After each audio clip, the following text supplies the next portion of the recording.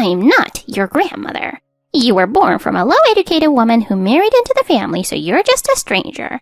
There's no way I'd get you a present. How shameless can you be?" Here we go again. Obvious favoritism towards the other grandkids. The other grandkids gets gifts, but my daughter doesn't. Fine, if we're just strangers, then we'll be strangers from now on. Goodbye, Mother. I'm Mary Stamper, 35 years old. I got married at 28 and now live with my husband and our 5-year-old daughter, Lily. She's in kindergarten and has a blast playing in the mud every day. Her smile brightens my hectic days. But life hasn't always been this smooth. A lot happened up until recently. I grew up in a children's home since I was in junior high. My father passed away in a car accident when I was young and my mother raised me on her own. She worked so hard, but by the time I was in junior high, she passed away too. With no one else to rely on, I ended up in a children's home.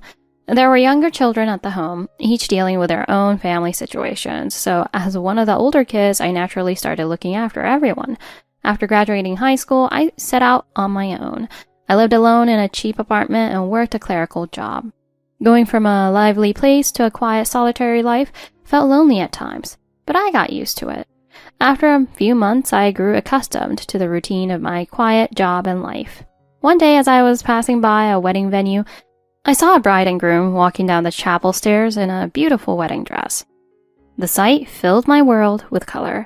Up until then, I'd been living without any real purpose. But in that moment, I found a big dream. After that, I devoted myself entirely to chasing that dream. A few years later, I attended a wedding for one of my friends from the children's home where I met a man.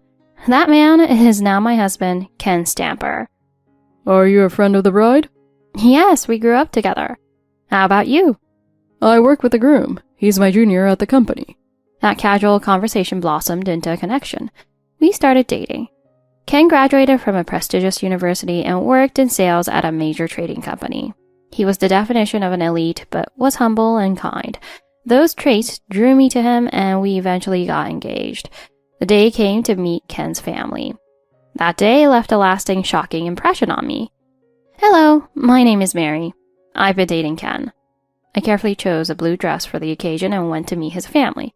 Ken's father had passed away a few years ago, so his mother lived alone. "Oh, so you're the one Ken chose. Ken said he wanted to introduce a wonderful woman, so I was looking forward to meeting you, but you seem a bit plain." I was taken aback by her blunt remarks. Mom, what are you saying? She's here to meet you, so of course she's dressed modestly. Ken quickly stepped in to support me, and I felt a bit relieved, but his mother didn't ease up. "Which university did you attend? You know, in this world, jobs are determined by which college you go to. My son and his brother's wife went to the same university. In other words, we're an elite family. So what about you?" She looked me over from head to toe, her eyes scrutinizing me. I couldn't afford to go to college. "What? Don't tell me you only have a high school diploma." I couldn't lie. I didn't attend college, but I did graduate from a fashion design school. As I was explaining, she widened her eyes in disbelief. "Ken, this woman didn't even go to college? Is she really okay for you?" She looked at Ken as if accusing him. Mom, Mary is more capable than most college grads. "Oh, what are you saying? In this world, your worth is determined by where you graduated from. You're only working at a top company because you graduated from a well-known university. Speaking of which, what do Mary's parents do?" My parents passed away. My father died when I was little, and my mother passed away when I was in junior high. "Oh, so what happened after that? Did you have relatives who took care of you?" No, I grew up in a children's home. "What? A children's home? So that's why you're so lowly educated." Her disdainful attitude toward me was evident. "Ken, you need to reconsider. A girl raised in a children's home can't possibly be a decent person." Mom, calm down. Her upbringing has nothing to do with who she is now. Mary has worked hard on her own to make it this far. "Oh, really? And what kind of job does this low-educated person do?" I graduated from a fashion school and now work in the clothing industry. "Oh, in retail, like those people who say, 'Welcome' to customers? That's a job for part-timers or temp workers." "I see, so you're doing low-level work because you only have a high school diploma." Actually, I design and create clothing, not just sell it. Oh, so you're working in a factory. That's even lower class work. I heard most of that work is done overseas now, so I'm surprised there's still a place for it nearby. Honestly, I'm shocked in many ways. Watching her disdainful expression, Ken spoke up again. Mom, Mary's clothing designs are incredible. I was amazed the first time I saw her work. Sure, I suppose if someone can do something you can't, it's impressive. Especially since Ken was always bad at home economics and could never use a sewing machine. I smiled to myself because Ken had always respected my work. But still, I thought he'd find someone more accomplished. He brought home a lowly educated girl working at a factory. Excuse me, Mother, Don't call me mother so casually. With your low education and unimportant job, you'll be dependent on Ken's income once you're married. That means my monthly allowance will stop. If I lose that, I won't be able to make ends meet. Ken, are you really going to take this lowly educated girl and abandon your own mother? It was clear she was more concerned about her own future than our marriage. Ken had told me about the allowance situation when he proposed. Since his mother was living on a pension, Ken had been helping her financially since he started working. It seems she was taking out her frustrations on me, worried that my presence would threaten her stability. Mom, don't worry. I'll keep sending the allowance, so please let us get married. With that, we finally received her reluctant blessing. However, she didn't once address me by my name that day. A few months later, we held our wedding ceremony, but Ken's mother didn't attend. We had even planned a surprise just for her at the ceremony, and Ken had urged her to come. But she didn't show up. Ken was deeply disappointed. The one silver lining was that I became close with his older brother's wife, Mia, through the wedding.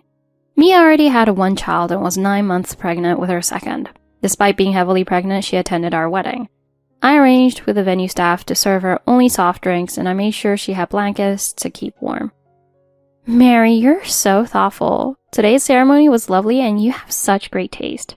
I feel like we're going to get along wonderfully. After my difficult interactions with my mother-in-law, I'd been unsure if I'd fit into Ken's family. But thanks to Mia, I felt a bit more hopeful. A month later, Mia safely gave birth to her second child. I visited her in the hospital to congratulate her, and there I unexpectedly ran into Emily. Oh, hello, Emily. Oh, look who's here. To think you managed to hold a wedding even without me there. She immediately started with the sarcasm. Now, Emily, she's here to celebrate the baby. Here, would you like to hold the baby? She handed the baby to our mother-in-law, who softened instantly and fell silent. I silently thanked Mia. And so, despite our marriage, my relationship with my mother-in-law remained strained. Then, after the wedding, I discovered I was pregnant, and the following year, I gave birth to our daughter, Lily. However, unlike when Mia had her baby, my mother-in-law didn't come to meet Lily. Mia, on the other hand, visited with her 2 young children to congratulate us. Congratulations, Mary. Thank you so much, Mia. I'm so grateful you came, especially with 2 little ones. Of course. As a senior mom and your sister-in-law, it's the least I can do. Having your first child is such a big step, and I remember how lonely it can feel. And since you don't have other family nearby, I thought I'd come support you. I doubt Mother will come around, though. Yes, it does seem that way. I had informed my mother-in-law about my pregnancy, but she never once checked in on me. I decided not to stress myself by visiting her during my pregnancy. I took maternity leave from work and prepared for the baby at home, though I was still anxious as the due date approached. Mia, however, frequently reached out to support me. When I told her I was expecting, she immediately congratulated me. She shared advice on managing morning sickness and what essentials to prepare for the baby. She was truly a lifeline during that lonely time. And thanks to her support, I safely welcomed Lily into the world. She's adorable. Girls are so different, aren't they? I have 2 boys, but seeing a little girl like her makes me want one too. It's a shame Mother isn't here to see her. I wish she'd come to meet her granddaughter too. But I suppose she still doesn't like me. She occasionally talks to Ken, but she's avoided seeing me entirely. Now that there's a cute granddaughter, maybe things will change. I'll do my best to help improve things between you 2. Unfortunately, not long after, Mia's family had to move overseas for her husband's work. I'm sorry, Mary. I said I support you, but now we'll be far away. My husband's transfer is indefinite and we're not sure when we'll return. No need to apologize, Mia. Thank you for everything. Take care, especially with the kids being so young. With that, Mia's family moved abroad, and we said our farewells. A while after Mia's departure, we planned Lily's baby blessing ceremony. Since my mother-in-law now lived alone and her beloved older son's family was abroad, I thought she might be lonely, so I invited her. Mother, we're planning Lily's baby blessing soon. Would you like to join us? I'd love for you to meet her. You certainly have some nerve, don't you? You're just looking for a handout from me, aren't you? I can read right through your low-level thinking. Excuse me? Ever since you married into the family, you've been all about the money. You've ruined Ken, making him as greedy as you. You're nothing but a burden on our family. Mother, what are you talking about? Oh, don't play dumb. You stole Ken from me, and then brought this whole mess into our lives. This is why I can't stand low-educated people. She abruptly hung up. I had no idea what she was referring to. 5 years passed, and my relationship with my mother-in-law remained as strained as ever. No matter when we saw her, she always gave me a harsh glare. But one day, she unexpectedly called me. Hello, Mother. Is everything okay? She rarely called me, so I was worried something might be wrong. Do I need a reason to call? Anyway, the big news is that my eldest son's family is finally coming back from overseas. She sounded unusually cheerful. Oh, I see. Yes, I can't wait to see my precious grandsons again. She had always shown a strong preference for her older son's family, especially her grandsons. Though Lily and I visited her on holidays, she barely acknowledged her as her granddaughter. We're having a welcome back party for them, and you'll be responsible for all the preparations. Even someone with your limited skills should be able to manage that. Let's go with a Christmas-themed party since they'll be back at the end of December. Given that you work in fashion, you should at least be able to handle the decorations. I was happy about Mia's family returning and agreed to help with the party setup. Maybe this would be an opportunity to improve things between us. On the day of the party, I arrived early with 5-year-old Lily to get everything ready. We brought along a medium-sized Christmas tree and ornaments from home, as well as food supplies in our car. As expected, Emily hadn't prepared anything. You're late. Hurry up, or my eldest son's family will arrive before you're finished. I'm sorry, Ken got called into work unexpectedly, so he'll be here a bit later. Is that so? Though we were supposed to come together, Ken had been called back to the office, so it was just Lily and me. Well, hurry up and get started. She was as cold as ever, but Lily and I were used to it. As we were decorating, I heard the front door open. Hello, Mother. How have you been? Mia arrived with her 2 children, who had grown so much. Emily greeted them with a big smile, a stark contrast to how she treated us.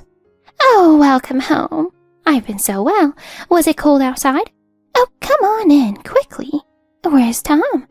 Oh, sorry. Tom has to go greet his office colleagues after being away, so he'll join us later. Oh, what a shame. So this is the big brother and this little guy is the younger one, right? Boys are just adorable. She doted on Mia's sons without acknowledging Lily or me, even though we were right there. Oh, Mary, you're here too.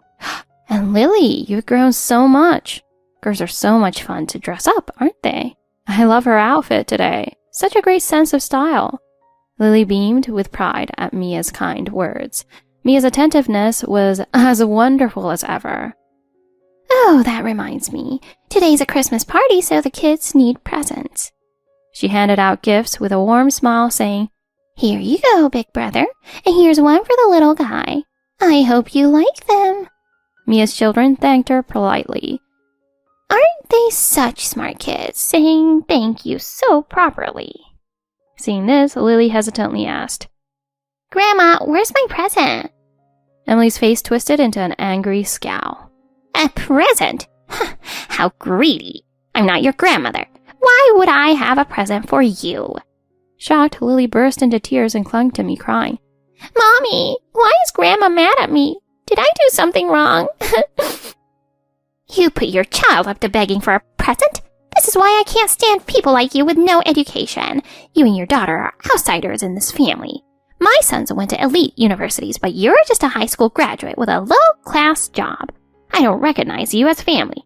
You're just a stranger to me. I couldn't stay silent any longer. Mother, that's cruel.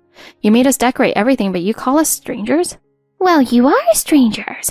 You're not related to me by blood, and who knows if that child is even Ken's. With your background, it's hard to trust who you might have been involved with. Mia intervened, trying to stop her. Mother, please. There are children here.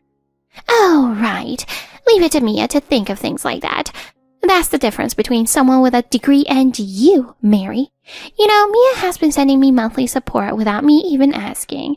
She's sent around $10,000 each year, which has been such a big help to my lifestyle. Mia looked puzzled upon hearing this. Then my mother-in-law, forgetting about the grandchildren nearby, started to laugh haughtily. I couldn't take it anymore. Not only was she treating me as an outsider, but she was also doing the same to Lily. I had endured so much because she was Ken's mother, but not anymore. Mother, I need to speak with you. I've put up with this for Ken's sake, but I can't tolerate it any longer. I'm done with this relationship. You've always treated Lily and me as strangers, so from now on, we'll respect that. I took Lily by the hand and left Emily's house. As we were leaving, I saw her sneer as if she had won. Outside, we ran into Ken, who had just arrived from work. I told him everything that had happened. Ken, I can't do this anymore. I try to make it work because she's your mother, but she's crossed the line. I'm stopping the financial support. She's made it clear that she'll never consider us family. Ken listened carefully and agreed. A month later, we received an unexpected visit from my mother-in-law. She entered our home without even a greeting. I heard from Tom that Mia was visiting. Ah, there you are. She didn't even look at me or Lily, focusing only on Mia. It turned out Mia was visiting after returning from overseas and was spending time with her kids at our house. Mother, what brings you here? Emily completely ignored me, focusing on Mia with an insincere smile. Mia, don't you think you've forgotten something this month? Huh? I'm not sure what you mean, Mother. Oh, come on, the support money, of course. I know you've been busy since coming back, so I understand if it slipped your mind. Mia looked utterly confused. Mother, I have no idea what you're talking about. Oh, don't play dumb. I know you're considerate because Mary here is a bit sensitive about money matters, but there's no need to be modest. I just want to know when I can expect this month's support. Mother, I've never sent you any support money. What? Emily froze in shock. You've never sent me money? Not even once? No, Mother. I've never provided you with any financial support. She was speechless, her mind clearly reeling from this new information. Mother, why did you think I was the one sending you money? We're a single-income family, and we don't have that kind of money to spare. But the money was always transferred with the name Mary Stamper on it. Mia took a closer look at the bank passbook Emily handed her. Mother, look carefully at the name. It says Mary Stamper, not Mia Stamper. Mary? You mean... She turned slowly to face me, looking at me as if seeing me for the first time. Mary? So all this time, you were the one providing the financial support? The arrogance she had displayed moments ago vanished entirely, and she looked genuinely shocked. Yes, Mother. When we got married, you said that financial support was a condition of your approval. So I continued sending it every month. Now that you mention it, I did say something like that. But I thought the name on the account used to be Ken's, and then it changed. Yes, when we bought our home, Ken took on a loan, so I took over the support. We even discussed this with you back then. Oh. She seemed to process all this slowly, realizing she had misjudged the entire situation. But how can this be? You're just a high school graduate working a simple job, aren't you? Weren't you working in a factory? No, Mother, I'm not a factory worker. I design wedding dresses. Despite my multiple attempts to explain my work, she had dismissed me every time. You're saying that you have a stable income even without a degree? Ken stepped in, growing tired of her constant disregard for my work. Mom, it's about time you stop looking down on Mary. She's not only skilled, but also successful as a bridal designer. Designer? You mean she designs clothes? Yes. Mary specializes in custom-made wedding dresses and is recognized in the industry. She looked at me in disbelief. Ken then handed her a bridal magazine. Take a look here. You'll see some of her dresses featured in this magazine, along with her name as a designer. In the recent years, I had earned a solid reputation, and several of my designs have been highlighted in bridal magazines.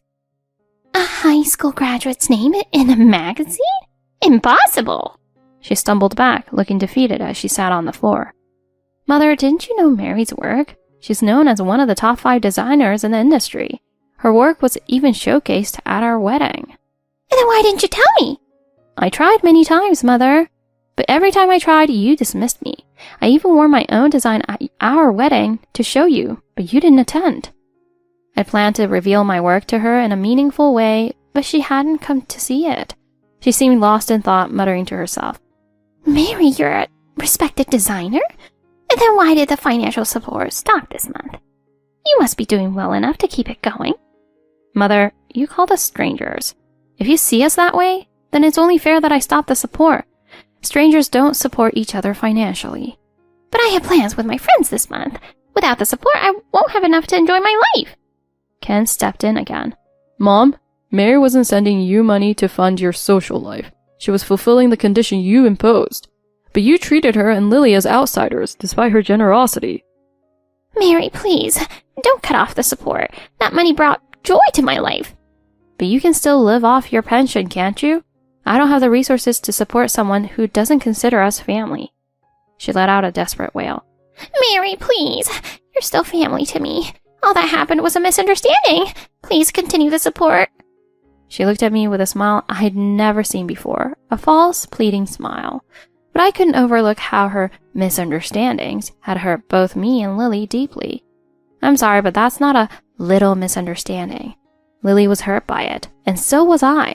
Ken and I have decided that it's best to cut ties with you. Emily turned to Ken, pleading with him.